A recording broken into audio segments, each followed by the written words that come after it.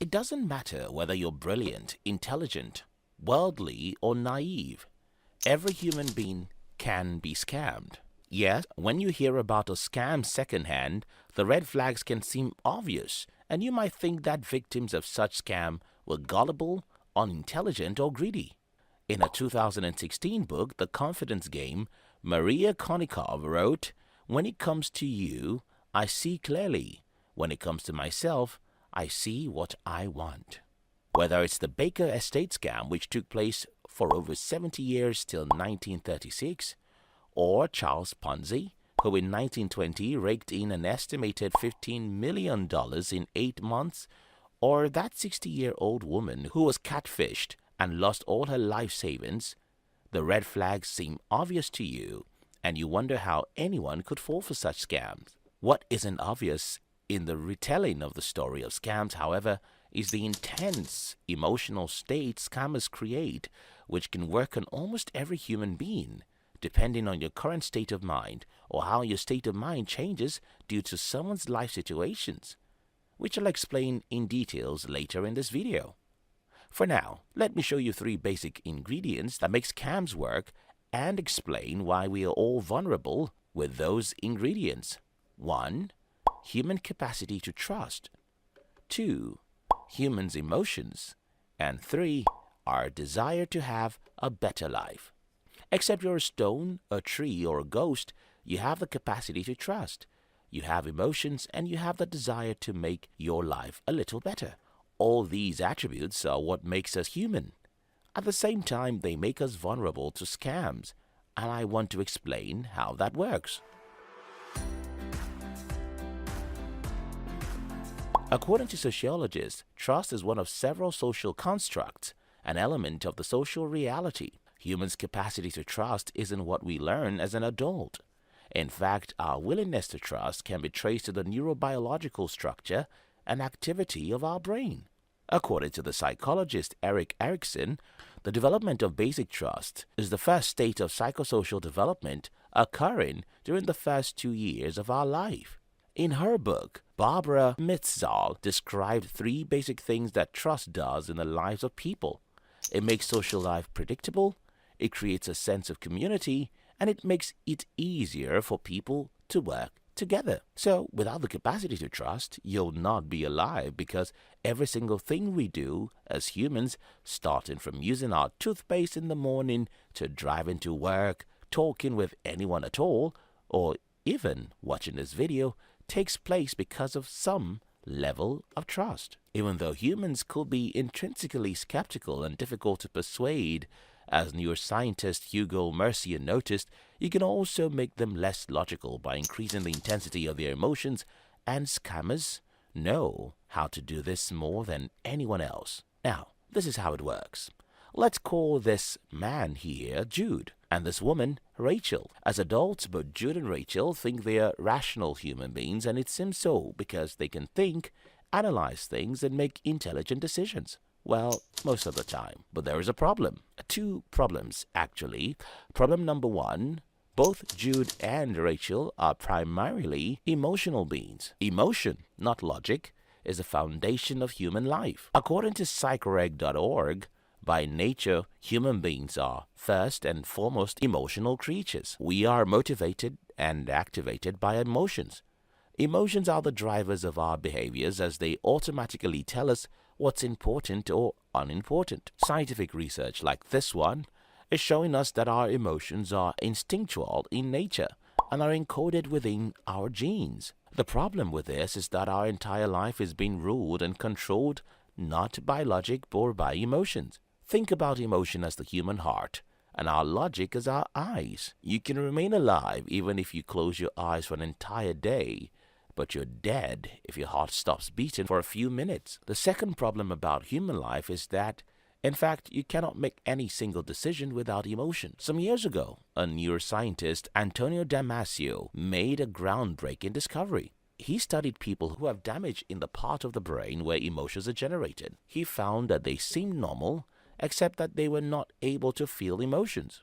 But they all had something else in common. They couldn't make decisions. They could describe what they should be doing in logical terms, Yet they found it very difficult to make even simple decisions, such as what to eat, what to wear, or whether to go out and do something. What Antonio Damasio's studies found is that if a part of your brain responsible for emotion is removed, you will be as good as useless. Well, according to this Inc.com article, the best decisions are made when there's a careful balance between emotions and logic. Now let's get back to Jude and Rachel.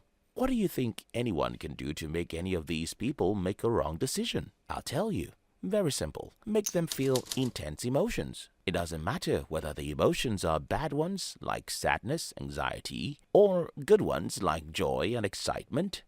If you can make Jude and Rachel feel intense emotions, their emotions will cloud their judgment, and it doesn't matter how smart or how high their IQ is, you can scam them because whenever human emotions are running high, our logic will be running low and lower. Now you know why more than £2.3 billion is lost to different scams every year.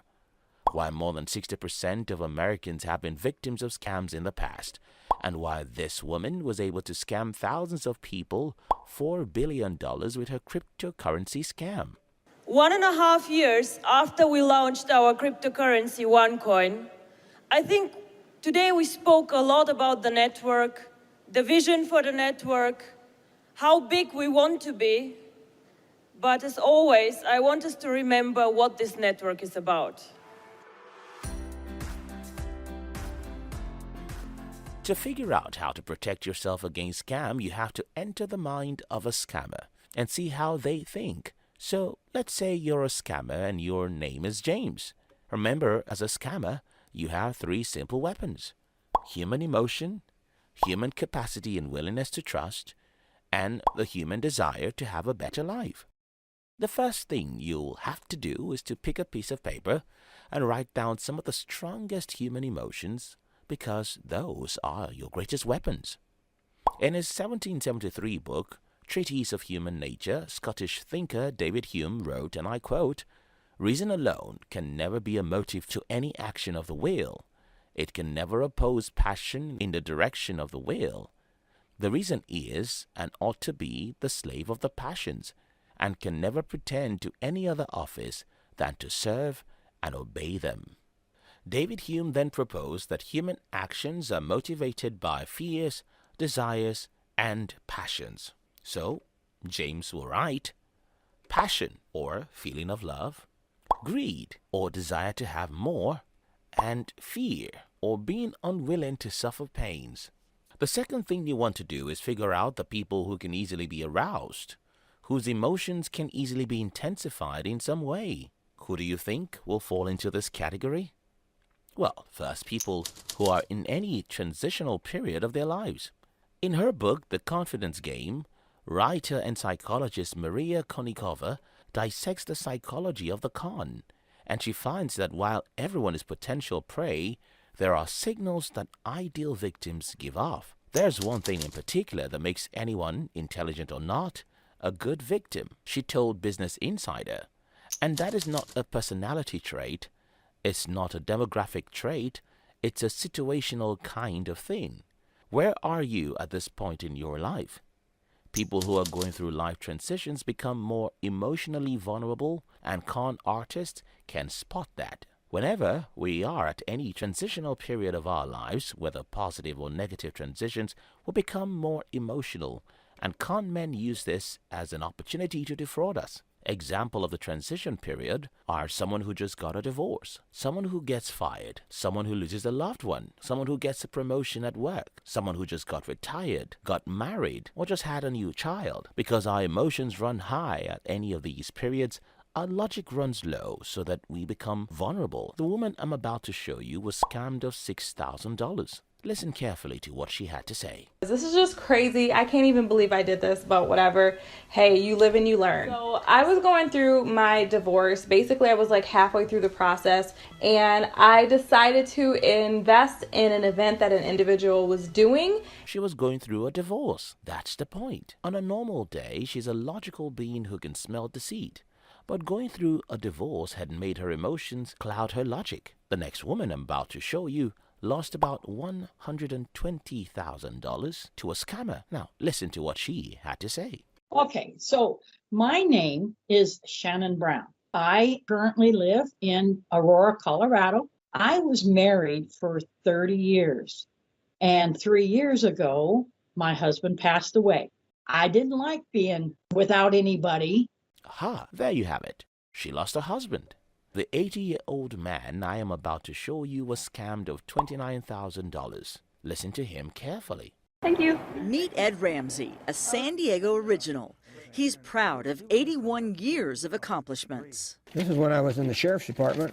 Ramsey's home is full of mementos. He was once a clothing model. Then in 1964, he was named Mr. Junior San Diego. Here I'm going backwards barefooted. That's Ramsey when he did water skiing stunts at SeaWorld.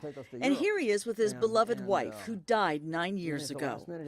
Ed has a lot of friends at church, but he admits he's a little lonely. So when the phone rings, he answers it. Hello? That's the point. He lost his wife and was lonely, and so he was scammed.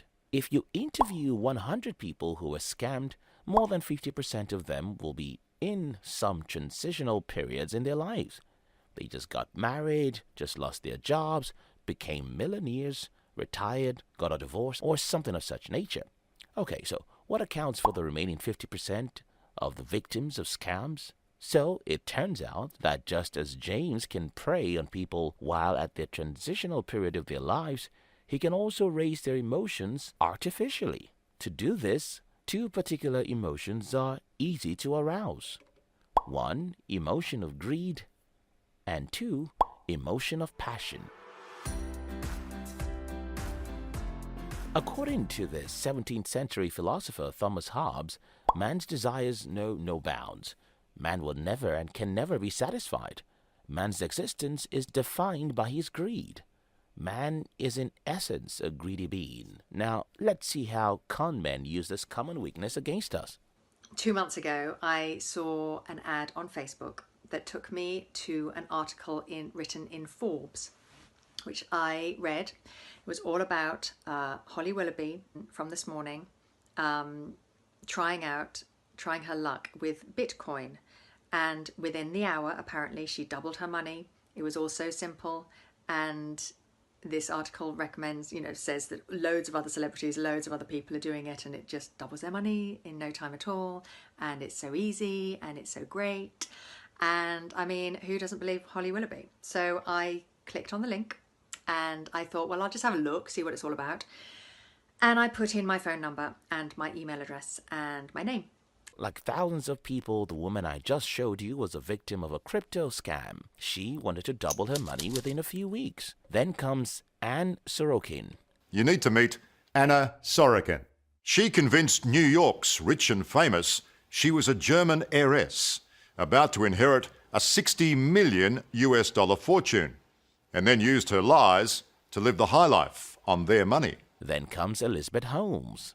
Elizabeth Holmes promised the world a medical revolution. At 19, she claimed to have invented a miniaturised machine that, with a single drop of blood, could map our health. Her boast was serious diseases like cancer would be prevented before they happened. And it was not only a wow moment for patients. High-profile investors poured a fortune into Elizabeth Holmes' company, Theranos. Their money guaranteed she became Silicon Valley's first self-made female billionaire. Small-time investor Eileen Lepra was impressed after she was advised to sink a hard-earned $100,000 into Theranos. Was there something about the nature of what Elizabeth Holmes was hoping to do, promising to do, that attracted you to this type of investment? Was there anything altruistic about it? Not for me. I was looking to make money. But I worked for a venture capitalist at the time, and he said it would be equivalent to Apple. To induce people with the emotions of greed, James will also need to do it, alongside using a psychological tactic called social proof. Social proof is the idea that we love to do what other people are already doing. Listen to how this scammer used it to steal $4 billion. Since we mined our first coin, in January 2015, our growth exploded. Sebastian and Kari showed us the numbers. Today, over 2 million users. Users means active users. Our database has easily more than 12 million entry points. But these 2 million are active users. By telling you that 2 million people had bought her crypto coin, she's psychologically tricking you to think, oh, 2 million people can't all be dumb. But it is a lie. 1 billion people can be dumb. Alright, that's a joke. The next video I'll show you is of a 60 Minutes reporter who tracked down some fraudsters who have duped thousands of Australians. Pay attention to how this guy uses social proof. Is that Timber Hill? Yes, it is. My name is John Anderson. How can I help you? He doesn't know it, but John Anderson has been under surveillance for months. His real name is Paul Carney, an expat from the United States. I am a managing advisor. I deal right now with 99 clients in 9 countries with over $190 million, okay? Do you see what he did there? He told you that he's dealing with people in 9 countries and handling over $190 million of their money. If this guy is already managing $190 million, why would you think your $100,000 mean anything to him? It doesn't matter where you look.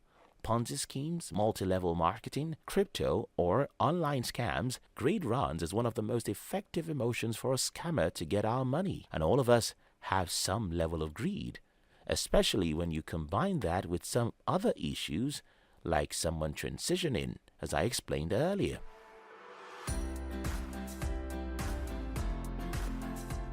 Every single morning, I got a phone call. Either I woke up to his voice or he was the first person I heard when I woke up. And then I'd get texts in the afternoon saying, that he loved me and he'd been thinking about me. It didn't take long for me to fall in love with this man. The key to easily get some prey using the passion tactic is to look for people who are desperately in need of love.